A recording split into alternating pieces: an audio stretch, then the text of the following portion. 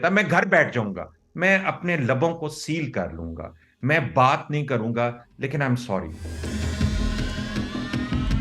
तो इंसान जब कहते हैं ना शीशे के घर में रह के तो दूसरों पे पत्थर नहीं फेंक सकते।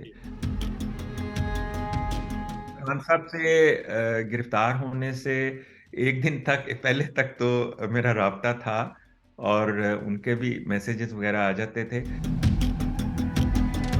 कि अगर इस मुल्क में साफ शफाफ इलेक्शन हुए, आप इमरान खान को जेल की काल कोठरी में डाल दें कि जहां से उसका एक लफ्ज भी बाहर ना आ सके। मैं आपको ये हल्फिया ये कहता हूं कि पाकिस्तान की आवाम उसको वोट देगी। जी बिस्मिल्लाहिर्रहमानिर्रहीम। अस्सलाम वालेकुम। सियासत डॉट पी के आप देख रहे हैं। जमाल अहमद आपके साथ हूँ। अहमद जवाद साहब मेरे साथ मौजूद हैं। इनका क्विक तारफ करवाता हूँ। पाकिस्तान तहरीक इंसाफ की हुकूमत ही इमरान खान के करीबी साथी थे। अदम एतमाद से पहले इन्होंने इमरान खान की हुकूमत को छोड़ा, तहरीक इंसाफ को छोड़ा, सियासत को छोड़ा। उसके बाद जो अभी मौजूदा हुकूमत है इसमें गए। अरशद शरीफ साहब जो है उनकी शहादत हुई और उसको वजह बनाकर इन्होंने पीडीएम की हुकूमत में जो एस ए पी एम थे उसको उनको छोड़ दिया। अब तहरीक इंसाफ को तमाम लोग जो पॉयनियर्स हैं, आमिर कियानी साहब हो गए, इमरान इस्माइल साहब हो गए, असद उमर साहब ने भी ओहदे छोड़े हैं, छोड़ कर जा रहे हैं। ऐसे वक्त में अहमद जवाद साहब के ट्वीट्स में देख रहा हूं तो इमरान खान, इमरान खान, सिर्फ इमरान खान ही है, तहरीक इंसाफ ही है। सर अस्सलाम वालेकुम। जी जमाल। मैंने ठीक कहा? बस मैंने बोला क्विक कर दें ताकि समझ आ जाए हमारे देखने वालों को। देखें जमाल, हम सब जाहिर है कि मुसलमान हैं, और हमारी सबसे बड़ी इंस्पिरेशन जो है वो नबी पाक सल्लल्लाहु अलैहि वसल्लम है। और नबी पाक सल्लल्लाहु अलैहि वसल्लम की जब हम जिंदगी का मुतालिया करते हैं तो उसमें सबसे ज्यादा इज्जत और तकरीम जो है वो किसकी होती है? वो जिन्होंने उनके मुश्किल वक्त में, जब वो बिल्कुल अकेले थे, उस वक्त उनको ज्वाइन किया।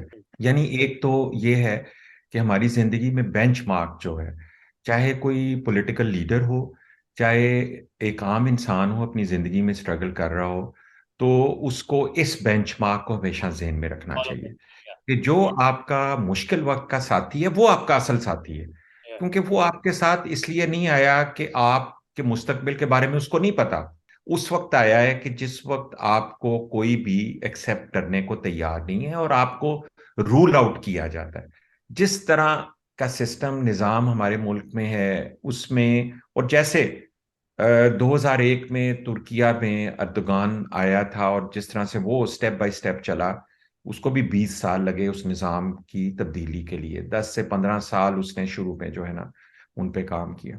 तो ये इतना आसान नहीं था, हमारी एक्सपेक्टेशंस भी बहुत ज़्यादा थी, और कुछ जाहिर है कि खान साहब का तजर्बा जो है वो हुकूमत का नहीं था। वो इससे पहले एक एडमिनिस्ट्रेटर के तौर पे नहीं उन्होंने काम किया। आप अरशद शरीफ का जो वाकया था वो, मैं समझता हूं कि वो भी पाकिस्तान के हिस्टोरिकल जो है तारीखी मोड़ जो है उनमें एक वाकया है। आने वाला वक्त जो है वो आपको इस बात को साबित करेगा। और मैंने उसके ऊपर अपना एक रिएक्शन दिया था कि अगर हालात इस नेच तक पहुंच गए हैं कि अगर आप किसी के खिलाफ तनकीद करते हैं या आपका बयानिया जो आपके साथ मैच नहीं करता, तो एक शख्स को कत्ल तो नहीं किया जा सकता। फिर मैं एक हुकूमत का तर्जमान बन के शाम को जाके कहूं कि कीनिया की पुलिस की रिपोर्ट जो है ना जी, वाह वाह वाह वाह वाह, उन्होंने तो बता दी है, ठीक है। तो ये मेरा जमीर तो नहीं इसकी इजाजत देता। मैं घर बैठ जाऊंगा, मैं अपने लबों को सील कर लूंगा, मैं बात नहीं करूंगा, लेकिन आई एम सॉरी। मैं ये काम नहीं कर सकता। मैं इस दुनिया में ऐसी जिंदगी को नहीं गुजारना चाहता कि जिसमें मैं अपने जमीर का कैदी मैं बन जाऊं। तो ये वजह थी दूसरी दुआ छोड़ने की। और आज जो इसी आपने वजह से फाइनल अब आपका, इस पर हम आते हैं। इसी वजह में बस एक सवाल ऐड कर लें। आपने कहा कि आप सर्कस के खिलाड़ी नहीं हैं, सर्कस के शेर नहीं है। मैं ये ऐड कर रहा हूँ। तो सर्कस के शेर को जानबूझ के सर्कस में बिठाया गया था। देखें इसमें तो कोई दो राय नहीं है कि इमरान खान की हुकूमत को जिस तरीके से ख़त्म किया गया। देखें वो तो बात ही ख़त्म हो गई। वो तो हमारे मोहतरम बाजवा साहब, ठीक है ना। मैं पीछे मैंने माजी में थोड़ी सी तौहीन कर दी थी, मैं बाजवा कह देता था, लेकिन अब मैं कहता हूँ मोहतरम बाजवा साहब, जनरल बाजवा साहब, ठीक है। उन्होंने इजहार ख्याल किया था क्योंकि जाहिर जो मोहतरम होते हैं ना वो इजहार ख्याल करते हैं, हमारे जैसे लोग हैं वो बातें करते हैं। तो उन्होंने इजहार ख्याल किया था कि ये सब कुछ, उन्होंने इस नतीजे पे पहुंचे थे कि ये हुकूमत इमरान खान के साथ नहीं चल सकता। और फिर उन्होंने निजी महफिलों के अंदर भी इस बात का कि मैंने इसको हटाया है, और उससे पहले भी वो चीजें ये कहते रहे थे। तो ये तो एक बात रिकॉर्ड पे, इसमें तो कोई दो राय नहीं है कि किस तरीके से इस हुकूमत को हटाया गया। लेकिन आपको आपका एक बड़ा आपने इंटरेस्टिंग आपको सवाल। आप पे दबाव था खान साहब को छोड़ने का और इस हुकूमत में जाने का? नहीं नहीं नहीं, बिल्कुल नहीं। देखिए मैं जैसे मैंने आपको बताया कि मैं कभी भी अ, अगर मेरा कोई भी कदम होगा, वो मेरी ज़मीर की आवाज़ के ऊपर होगा। वो मेरा रद्द-ए-अमल हो सकता है मेरे असूल या मेरी उम्मीदें या मेरी तवक्कुआत जो हैं, और वो तवक्कुआत ये नहीं कि मुझे क्या ओहदा मिलना है या मैंने क्या पैसा कमाना है। मैंने ना तो इमरान खान के 3.5 साल की हुकूमत में, मैं उस वक्त भी कहता था, आज भी कहता हूँ कि मैं करीबी साथी होने के बावजूद मैंने कभी एक टके का फायदा नहीं लिया, कभी कोई सिफारिश नहीं अपने लिए या किसी के लिए करवाई। हालांकि मैं एक ऐसी जगह पे बैठा था कि जहां पे मैं कुछ भी कहीं पे भी एक्सेस कर सकता था। और जो मेरा मुख्तसर वक्त जो है प्राइम मिनिस्टर हाउस में शहबाज शरीफ साहब के साथ है, वो इस हुकूमत को पता है कि ना तो मैंने इनसे तनख्वाह ली, ना मैंने इनसे कोई गाड़ी ली, ना मैंने इनसे कोई प्रिविलेजेस लिए, ना मैंने इनसे कोई ऐसा मुतालबा किया जी कि मेरे लिए जो है वो ये कर दें या वो कर दें। तो मैं अपनी जात से बालातर होकर सियासत करने के लिए नूर की आया। बुनियाद और पर आप। अगेन, आपका सवाल जो है वो अपनी जगह पे रह गया कि जिस वक्त लोग इमरान खान को छोड़ के छोड़ जा रहे रहे हैं तो मैं क्यों उसके साथ खड़ा हूं।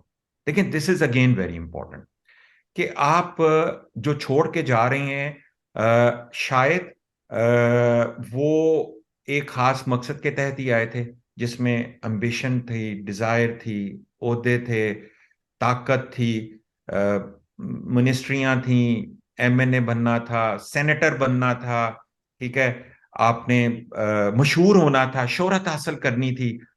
इन मकासद के साथ जब एक पॉलिटिकल पार्टी को ज्वाइन करते हैं आप, तो फिर जाहिर है जब बुरा वक्त आता है तो फिर आपकी अंदर तो स्ट्रेंथ होती नहीं है। आप जिस मकसद से आए थे वो तो है नहीं अब आप कोई हल्का सा भी धमकी जब कोई मिलती है, अब वो चाहे कपड़े उतारने की धमकी है या फैमिली को अगवा करने की है, या आपकी अपनी कोई वीकनेसेस हैं, अगर आपने कोई करप्शन की है आपकी, या कोई ऑडियो वीडियो है, तो इंसान जब कहते हैं ना शीशे के घर में रह के तो दूसरों पे पत्थर नहीं फेंक सकते।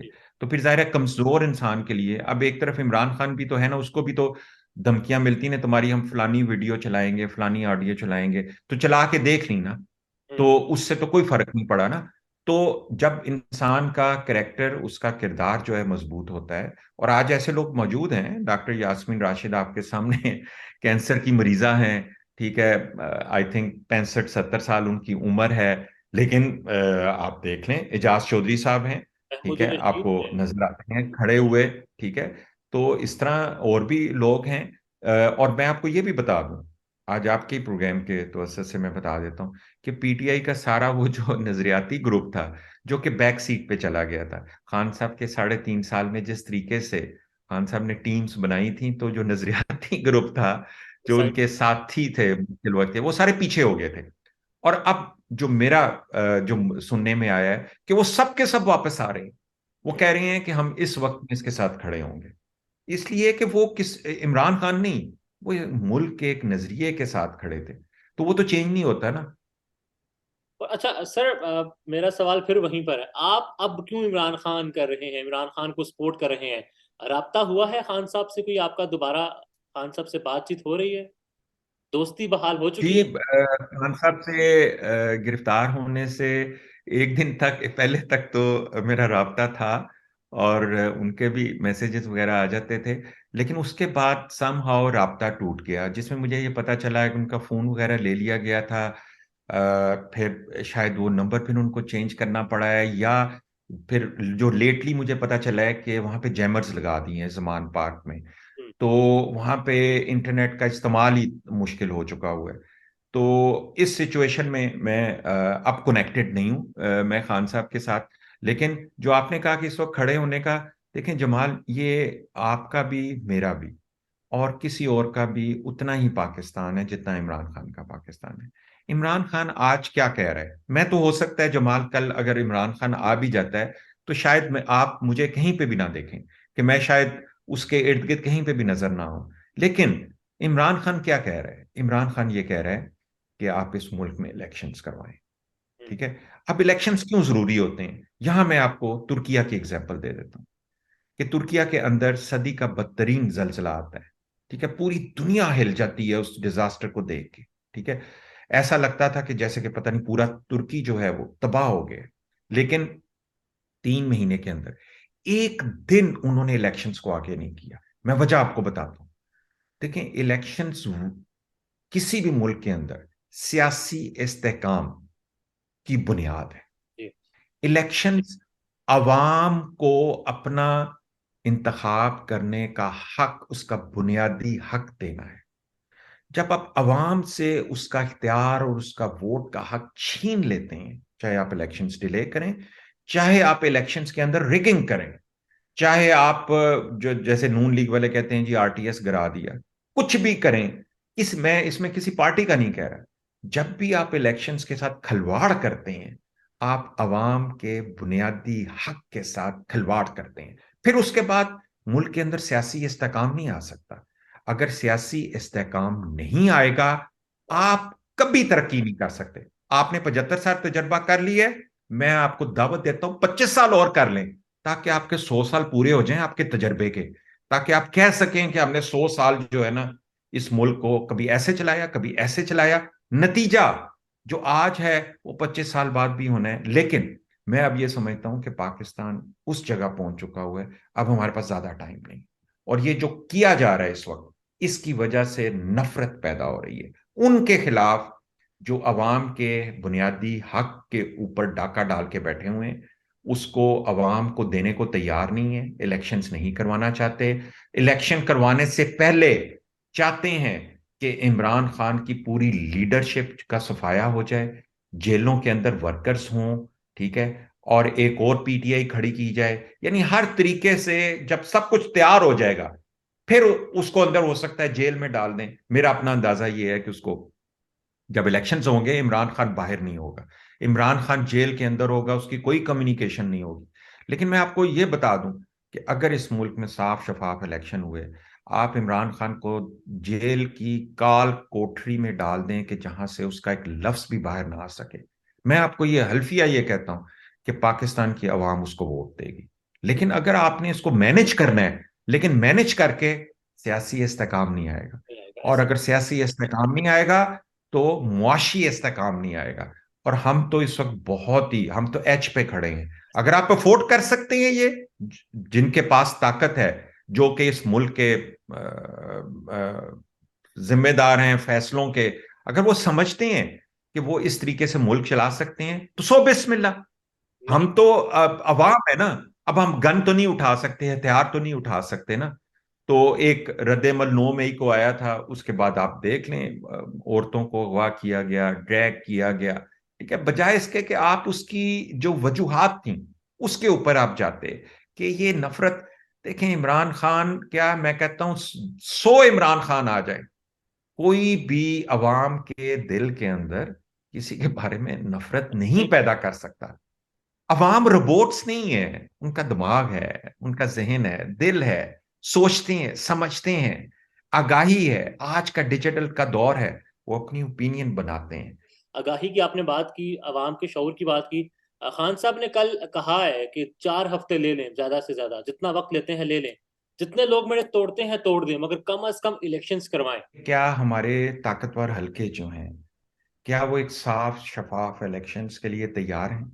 या वेरी इंपॉर्टेंट। इस चीज को मैं एक्सेप्ट कर लेता हूं कि ठीक है, पूरी पार्टी लीडरशिप को आपने हटा दिया। ठीक है, किसी ने आपको कहा है कि लेवल प्लेइंग फील्ड करो, और उस लेवल प्लेइंग फील्ड की बुनियाद ये है कि पूरी पार्टी को डिसमेंटल कर दो। तो चलें, कर लें। ठीक है, ये शौक पूरा कर लें आप। ठीक है, इसको भी मैं रिगिंग नहीं कहता, मैं ये कहता हूं ये कर लें। एक इमरान खान को खड़ा बस कर दें। ठीक है, और उसको अपने वर्कर नए उनके साथ मिलकर इलेक्शन लड़ने की इजाजत दें। ठीक है, उसको फिर काल कोठरी में मत बंद करें, उसको इलेक्शन लड़ने दें, सारी टीम खत्म कर दें, जीरो कर दें उसके। एक बंदा ना उसके साथ रहे, सिर्फ एक आम वर्कर जिसका मैंने और आपने कभी जिंदगी में नाम नहीं सुना होगा, वो खुद आ जाएंगे। हम्म, वैक्यूम में खुद आता है सब। जी तो इमरान खान इलेक्शन जीत जाएगा। ठीक है। दूसरा फैक्टर मैं आपको बताऊं, लेकिन जमाल एक चीज याद रखें कि इलेक्शन की रिगिंग का सिर्फ ये नहीं कि वो ताकतवर हलके या एस्टेब्लिशमेंट या इलेक्शन कमीशन इसको कंट्रोल कर रहा होता है। एक कॉन्स्टिट्यूएंसी के अंदर भी तो एक कल्चर है ताकत का, जी एक उम्मीदवार की ताकत का। उसके पास जो है ना 100 अगर बदमाश हैं, तो वो 100 यूनियन काउंसिल्स में जाके वो कुछ भी कर सकता है। वहां से बैलेट पेपर उठा के ले जाएंगे, वहां पे मार धाड़ होगी, आपको पता ही है जैसे हमारे इलेक्शंस होते हैं। इसको कहते हैं इलेक्शन डे साइंस, कि जी आपका एक पोलिंग एजेंट जो है वो तगड़ा होना बड़ा जरूरी है, हाँ, ताकि वोट काउंट, अवाम ने डाल दिए वोट, अब वो काउंटिंग का वक्त आया और आप जो भी इमरान खान के हों उनको आधे को बोगस कर दें, आधे के बैलेट पेपर उठा के ले जाएं, तो उसका क्या नतीजा निकलेगा? आप इलेक्शन से हार जाएंगे। ठीक है। दो चीजें बहुत इंपॉर्टेंट हैं। क्या हमारे मुल्क के ताकतवर हलकों को इस बात का एहसास है कि इस मुल्क के अंदर साफ शफाफ इलेक्शन करवाना इस मुल्क की सालमियत के साथ कनेक्टेड है? जी और नंबर टू, इमरान खान ने अगर पूरी टीम उसकी चली जाती है, तो इमरान खान को एक बड़े शॉर्ट टाइम के अंदर एक अच्छी ऑर्गेनाइजेशन बनानी होगी, सिर्फ polling day, election day science को मद्देनजर रखते हुए उसके लिए बंदे ट्रेंड होने चाहिए, और वो उसको अभी से इनको प्रिएम्प्ट करने की जरूरत है। Well in last you are with Imran Khan right जी, I am with Imran Khan, and I am with his ideology, with his thoughts, और जो वो पाकिस्तान के बारे में उनका नजरिया है, मैं उस नजरिए के साथ हूं। और बगैर किसी रिवार्ड के, किसी इंसेंटिव के, किसी ओहदे के, एक आम शहरी की तरह मैं इमरान खान के साथ साथ हूं। ये मेरा जमहूरी हक है, ये मेरा बुनियादी हक है। इसलिए प्लीज ये मेरा हक मेरे से मत छीने। अगर आप ये हक मेरे से छीनेंगे दबाव से या प्रेशर से, तो इससे कुछ नहीं बदलेगा। ये आप दिलों को नहीं बदल सकते। आप दिमागों के ऊपर, गन पॉइंट के ऊपर बहुत कुछ कर सकते हैं प्रेस कॉन्फ्रेंस भी हो सकती है, लॉयल्टीज भी चेंज हो सकती हैं, लेकिन इस दिल का क्या करेंगे? ये दिल तो धड़कता रहेगा उसी तरह जिसके लिए इसे धड़कना है। ये अच्छा आप अहमद 24 साहब करोड़ लोगों का दिल कैसे बदलेंगे? ऐसे सर अहमद साहब वी होप कि जमहूरियत प्रिवेल करे आईनो कानून प्रिवेल करे sir thank you so very much thank you. Thank you.